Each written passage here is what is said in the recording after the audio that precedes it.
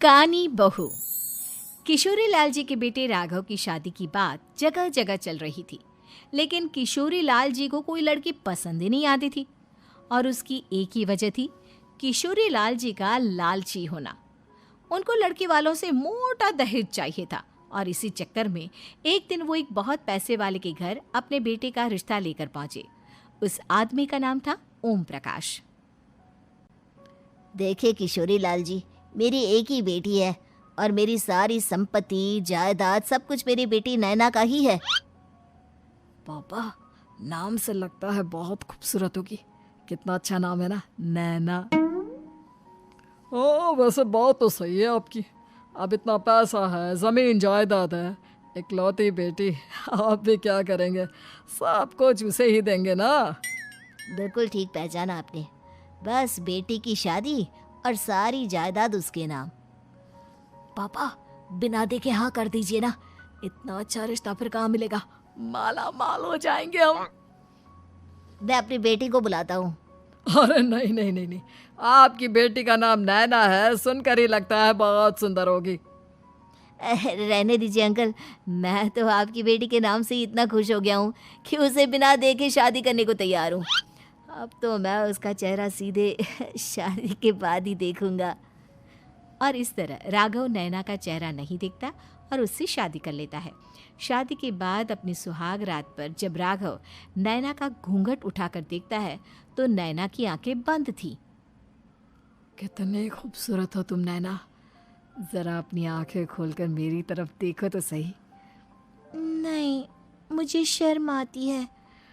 अरे, मैंने तुम्हें शादी से पहले भी नहीं देखा, और अब अगर तुम आंखें खोलकर मुझे देखोगी भी नहीं तो मुझे अच्छा कैसे लगेगा? इससे पहले कि नैना अपनी आंखें खोलकर राघव की तरफ देखती, अचानक से लाइट चली गई और राघव नैना को पूरी तरह से देख भी नहीं पाया। अगली सुबह नैना राघव के लिए नाश्ता बनाकर लेकर आई। अरे ये क्या, आधा पराठा सीका हुआ है और आधा बिल्कुल कच्चा। ये तुमने क्या किया नैना? बहू, तुमने क्या आधा पराठा तवे से नीचे लटका कर रखा था, जो आधा सिका है और आधा कच्चा? मुझे जितना दिखेगा उतना ही तो सीखूंगी ना पापा जी। जहाँ जहाँ मुझे नजर आ रहा था वहाँ मैंने सीख लिया, और जहाँ जहाँ नहीं दिखा वहाँ कच्चा रह गया होगा। इसका क्या मतलब है? ये कैसा मजाक कर रही है तुम? अरे बहू, तुमने इतना लंबा घूंघट क्यों लगाया हुआ है? देखो, हमारे घर में बहुओं को बेटी की तरह रखा जाता है, और फिर तुम तो इतना सारा माल लेकर आई हो। देखो, ये घूंघट डालकर रखने की कोई ज़रूरत नहीं है। हाँ नैना, पापा जी ठीक कह रहे हैं, तुम तो आराम से रहो, अपना ही घर समझो। नैना अचानक से अपना घूंघट उठा लेती है।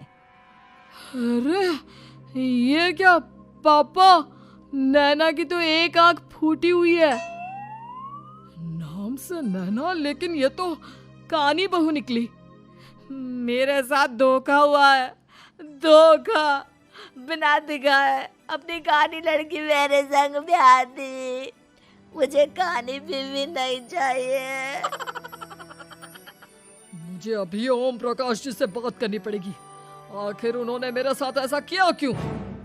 अरे, आप लोगों ने ही तो पापा से कहा था कि आप लोग शादी से पहले मुझे देखना नहीं चाहते। अब मेरे पापा पर क्यों इल्जाम लगा रहे हैं? अरे लेकिन उन्हें बताना तो चाहिए था ना कि तुम कानी हो, एक आंख से तुम्हें दिखाई नहीं देता। किशोरी लाल और राघव नाराज होकर ओम प्रकाश को अपने घर बुलाते हैं। पापा जी, ये आपने क्या किया? शादी से पहले बताया क्यों नहीं कि नैना की आंखों में परेशानी है? अरे, आप ही ने तो लड़की देखने से मना कर दिया था। अरे लेकिन आप बता तो सकते थे। आपको तो हमारी बेटी की प्रॉपर्टी चाहिए थी, वो भी पूरी की पूरी। अब क्या हुआ अगर उसे आधा दिखाई देता है? प्रॉपर्टी तो आपको पूरी मिल गई ना। अरे ये क्या बात हुई? मेरी शादी प्रॉपर्टी से नहीं, आपकी बेटी से हुई है। अब ये तो पहले सोचना चाहिए था, तब तो मेरी प्रॉपर्टी देखकर तुम्हारी जुबान लप लपा रही थी।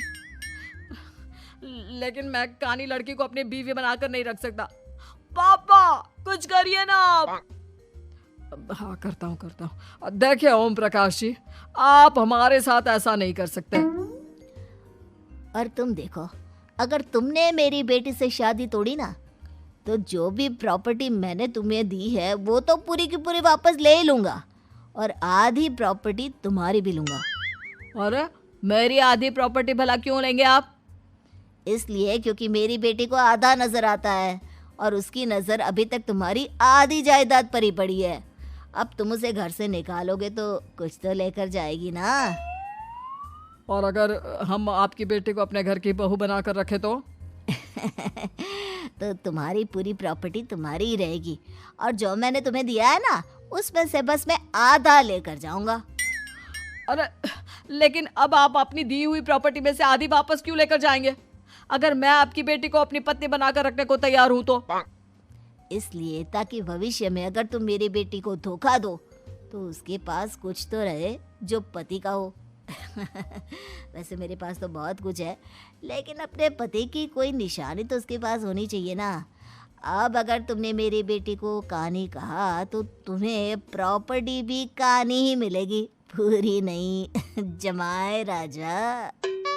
किशोरी लाल और राघव समझ चुके थे कि वो बुरी तरह फंस चुके हैं और अब उनके पास वहां से निकलने का कोई चारा नहीं है।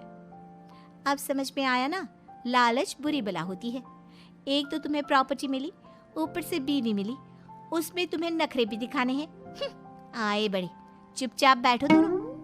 कुछ दिनों के बाद नैना राघव की कार लेकर बाजार घूमने निकलती है और जब कार लेकर वापस आती है, ये क्या? एक तरफ से मेरी गाड़ी पूरी खराब हो चुकी है। लगता है तुमने मेरी गाड़ी को किसी दूसरी गाड़ी के साथ एक्सीडेंट किया है। अरे अरे कितना बड़ा नुकसान कर दिया तुमने बहू। वो क्या है ना पापा जी, मुझे एक आंख से दिखाई नहीं दे रहा था, सामने से गाड़ी आ रही थी। मुझे तो सिर्फ आधा ही दिखाई दिया और वो गाड़ी मेरी कार से रगड़ते हुए निकल गई। अब मैं क्या करूं बताओ? आप इसे ठीक कराने के पैसे कौन देगा? तुम्हारे पापा? तुमने मुझसे इस तरह से बात की? अभी रुको। नैना राघव की शिकायत ओम प्रकाश को कर देती है। देखो राघव, अब जो मेरी आधी प्रॉपर्टी तुम्हारे पास थी ना, उसमें से आधी और मैं लेकर जाऊंगा, क्योंकि तुमने मेरी बेटी को डांटा। अरे नहीं नहीं पापा जी, गलती हो गई, माफ कर दो। गलती की तो कोई गुंजाइश ही नहीं। अगली बार मेरी बेटी को डांटा तो बची हुई आधी में से आधी और ले जाऊंगा। लालच के चक्कर में हम दोनों ने बहुत बड़ी गलती कर दी बेटा। एक तो तुम्हें कानी बहू मिली और ऊपर से जो माल मिला वो भी काना। इस तरह राघव की हर एक गलती पर ओम प्रकाश उसकी प्रॉपर्टी का आधा आधा हिस्सा लेकर अपना सारा माल वापस ले गया और राघव को कानी बीवी से काम चलाना पड़ा। भाई लालच वाकई में बुरी बला है।